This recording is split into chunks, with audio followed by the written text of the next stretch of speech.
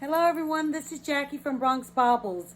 Today I'm doing part 3 of my brooch collection, and then after this I'm going to do a video on a book of brooches. That's going to be really interesting. And I probably have enough to do another 1 or 2 more videos on brooches, although I might stop at the book one and then pick up the brooches at another time. But before I get started on my brooches, I wanted to give you a quick look at my I call it my sarcophagus of jewels. That right there is a glowing Buddha, and some of my pearls. And then here is some of my collection of cinnabars and other fabulous jewels. Some really nice stuff there, including my tiny little paperweight collection.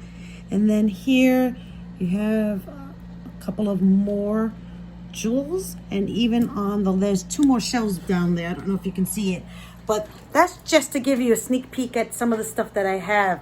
And trust me when I tell you, I have a lot more than that. So we have enough stuff to do a whole array of videos. I also want to show you some of the pieces that I'm wearing currently. Let me fix this up a little bit. This piece here is a Tory Burch charm bracelet. This is a beautiful one. I happen to like this one a great deal. So it's from Tory Burch. Here is a bee, and I love anything with insects. Turkish evil eye. Love my tassels. It has all the things that I love, including a scarab, this African piece here, this other Turkish eye, a fish piece. Then you have here, this is a glass. It has like a glass on there. A heart. Who can go wrong with a heart? This beautiful ball. This is perhaps my favorite part of the brooch, is this articulated fish and this gold tassel. Good luck charm with another favorite motif of mine, which is a bird, and this pomegranate. So this is my fabulous Tory Burch charm bracelet. Just want to show you some other things that I have. But let's get started with this collection here. I'm going to start over here in this corner. These are 2 rhinestone brooches. I'm not sure what this is. I think that this is like an ice cream or one of those video game characters. Don't even know. But here's another one, and this is obvious to what it is. It's a golf. I don't play golf, but the reason why I bought these 2 is because they were from Bauer, a company called Bauer. You can see the cartouche here. And in the 80s, I was in love with some of the Bauer pieces. They had like taxis and New York City themed stuff. And when I saw these, I had to get them, and I got these both at a flea market for under $5, I want to say. And so even though I didn't know what this one was, I just loved it. Look at the coloration on that. And it's a Bauer piece, so I had to get it and add it to my collection. I'm not sure where I got this one. This here is a peacock with beautiful purple rhinestones and lavender rhinestones. Usually you see peacocks with blue coloration, and this one is a purpley lavender, and it's really, really beautiful. The back of it, it's not, I wouldn't say the highest quality, but it definitely calls attention. This is a recent acquisition. I love this guy. Isn't he awesome? Look at his eyes. His googly eyes. I love anything that has movement, and I'll show you other pieces that I have that have movement. So anything that's mechanical, like the articulated fish as an example, and the googly eyes on this guy here. For some reason, this reminds me of Forrest Gump, and when he discovered the smiley face. And who doesn't like a smiley face looking back at them with this big, goofy little grin that he has? Here's the back. And you can wear this on a large chain. This is iconic, this sort of circle face, smiley face guy. And I guess nowadays you might even call this an emoji. So this is a vintage brooch that now you would call in modern days an emoji. I love, love, love, love my cats. And I need to put together maybe a video on just my cat collection, including my bracelets and necklaces and earrings. And of course, I have probably the most is brooches. So this guy right here is a Mexican silver. I think you see these quite often in Mexican pieces, silver pieces. Look at his face. I have an adorable cat named Lila. She's my love of my life and my heart. This kind of has more of a scary cat with the arched back, but still cool. Now this, he's the sophisticated cat. And what I love about him is that moving tail with a beautiful, beautiful rhinestone bow. And he's got a rhinestone collar as well. This looks more like my cat Lila, and that's why I bought this piece, because Lila is my fully black cat. And this is the way the back looks. There's no name brand on it, but I just think it's sophisticated and beautiful, and I love it. Look how again, anything that moves, I love. And there's a glass. It's made of black onyx glass. This guy here is an African tribal brooch. I'm assuming that it's African, but it could be from another culture. If you happen to know, please let me know. But he's a pretty big piece, long I would say, and he is 3.5 inches. It's not marked, but he has gorgeous green enamel with some beige motifs, beige enameling with his white mask on his eyes. Lovely piece. Love it a lot. I probably should have wore this yesterday because I wore a green dress that this would have probably looked really nice with. This piece here, I just love it. It kind of reminds me of the 70s, the mod. And as you can see, it has that bubble 3D effect on it. And I've seen beautiful wedding bouquets made of brooches like this that are just amazing. You could probably put a whole series of these in a picture frame and hang them up on your wall. It's art to me. These are enameling. They're probably, I think this part here, the leaf part, is plastic and the rest is metal enamel. It's got a nice little filigree back. I believe this is from the 70s. Very nice piece. This is a gorgeous, look at that. This piece here is a mermaid piece, and it's made with enamel with actually what could very well be a freshwater pearl. And look at her little bikini bathing suit and these two fishes. What you might not notice at first is these dangling beads that kind of has like the rippling effect of water. This brooch I bought because about 2 years ago, I went for the first time to the Mermaid Festival in Coney Island, Brooklyn. And it was a phenomenal, I mean, you see all kinds of stuff that is like incredible. And I loved it. I loved the costuming of it. I loved that people wore all kinds of, crazy jewelry. We did some face painting. Next time I attend, which I hope would be, who knows, probably next year if all goes well. I'll probably go in costume the next time I go. But when I saw this brooch, it reminded me of the Mermaid Festival in Brooklyn, Coney Island. And that's why I got this brooch. Look at the back of it. I think it has a little bit of damage here, but doesn't take anything away from what this piece is all about. These 3 brooches here are made with the mother of pearl. These are vintage and old, and I believe they're Chinese brooches. And again, all 3 of them are carved out of mother of pearl, and they're all like this one is probably the oldest and has that C clasps. These 2 are probably more on the modern side. So you have a gentleman driving a rickshaw. Then you have a ship at sea, and you have this beautiful peace bird. And these look so beautiful like this, just like this. And if I find more of them, I'll probably buy them, because I think I would want to wear them with a black jacket and put like as many of these as I can find. And they're very delicate and fragile, so you have to be careful with them. I'm tossing them on the table, but I probably shouldn't be doing that. This is a really cool arts and crafts sort of piece. And I started to get into this sort of stuff. There was a time when all I wanted to do was buy the glitzy, glamorous rhinestones. And now these things appeal to me even more. And this brooch I bought recently, I would say maybe within the last 6 months. And I'm telling you that I paid perhaps less than $5 or $6 for them. And it has a carnelian stone. And then it has brass. And then this sort of metal. And I do not think that it is, I think maybe it's stainless steel. I do not think it's sterling. It's not marked at all.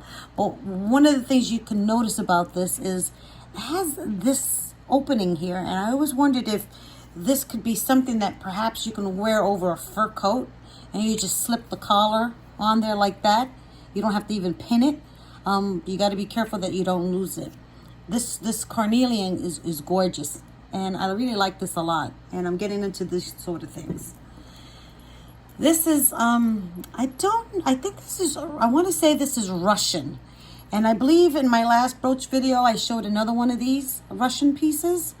But what I like about these pieces is that, to me, they're little works of art. And they're really underestimated as far as the painting and the artistic value to it. And you can get these relatively inexpensive. And as you can see in the back, it's made with a safety pin. And I believe this material is probably like a paper mache. But to me, what really is stunning is the artwork. And this has very fine little details. So that's really pretty. This is a brooch. It's not signed. But it's kind of reminiscent of the starburst of the 60s when Sputnik went up in the air. This has regular rhinestones and some scatterings of Aurora Borealis. You can wear this in your hair. I can see easily wearing this in your hair. It's a really nice piece, I would say. Missing a stone here. That's why I always say when I buy those brooches that are with glue, I always tend to lose the stones. And I have them scattered in a bag somewhere. So one day I'll spend the day just, fixing the stones on these pieces. This is at one time, this was one of my favorite brooches. The construction on this is just fabulous.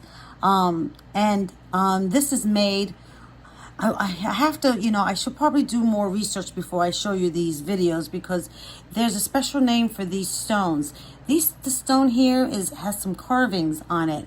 And as you can see, there's a variation inside of it, kind of like an ombre effect. This stone here has Aurora Borealis coating on top of it. And it's just, to me, a lovely, lovely, the color is just stunning. And I like these things that pop out. And as I can see, there's several little beads lost, pearls. Again, those are easily replaceable, but I don't like it when I lose or damage my brooches. It hurts my feelings to see them in that condition. So one day I think I'm going to go into the city and just take these pieces and just buy replacement stones for them, because I think they're better off complete. Now, this brooch here is not marked, but look how fabulous that is. This one is actually made of uranium, and I had a video where I showed one of my sterling rings that has uranium, and I also have 2 other gold rings, and I might even do a video on my uranium jewelry, because I seem to be getting a lot of them lately. But you won't notice this at first when you look at this piece, that this piece does have a little bit of uranium, and the uranium comes from this yellow glass right here. And I'll show you the black light of this in a minute, because I want to show you this piece right here. This is a recent acquisition, and perhaps one of my most favorite one. And I got this again. I'm not even telling you. I wish I got this at the thrift store, and I purchased this.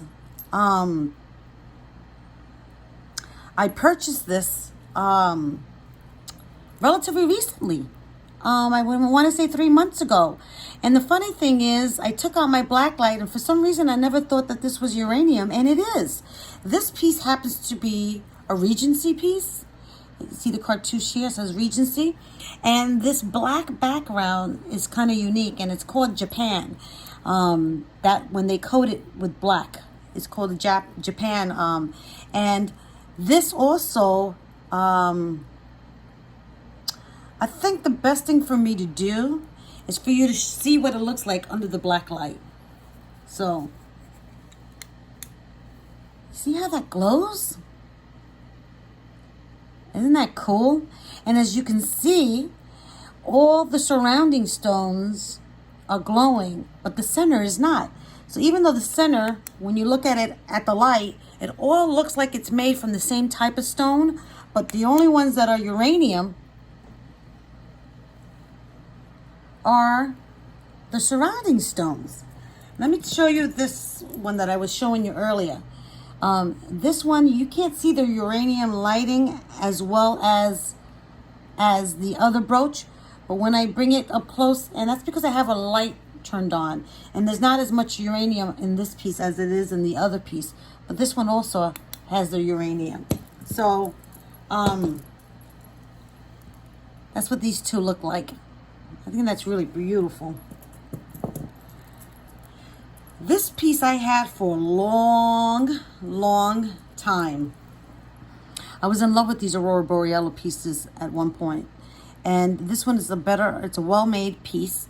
And what's interesting about these pieces is that the brooch may not be signed, but other pieces of the set may be signed.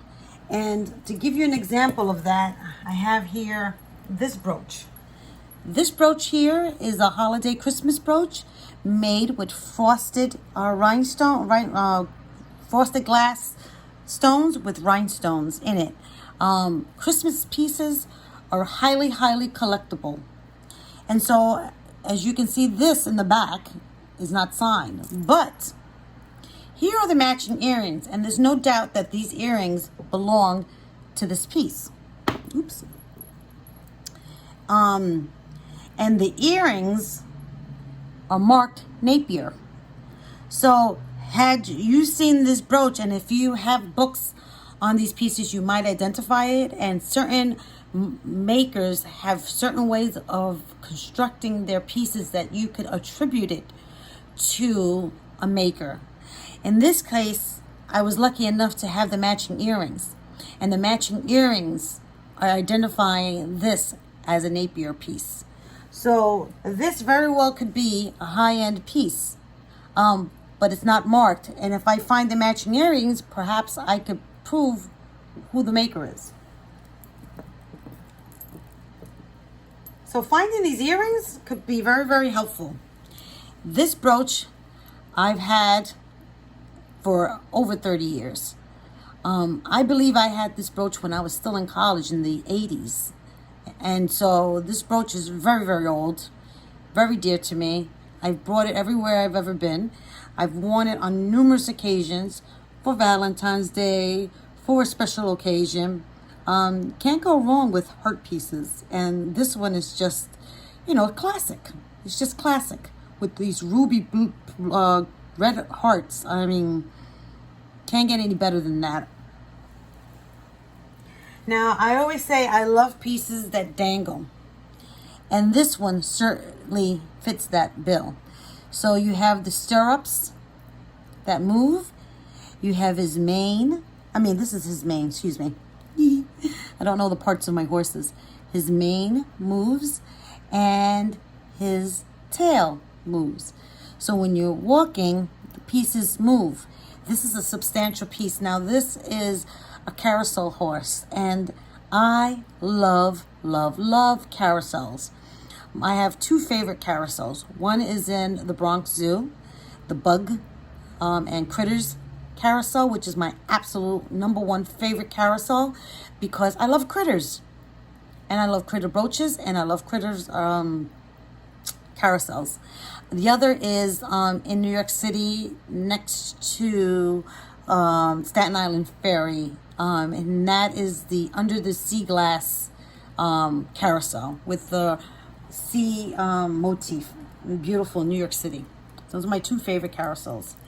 This is a marked piece. This is KJL for Kenneth J. Lane.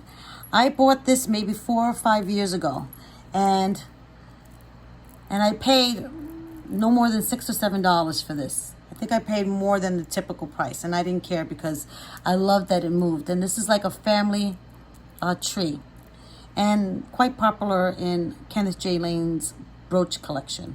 And I believe he might have other trees with different colors. So this is the topaz citrine. And speaking of citrine, I probably should have pointed out my door knocker ring.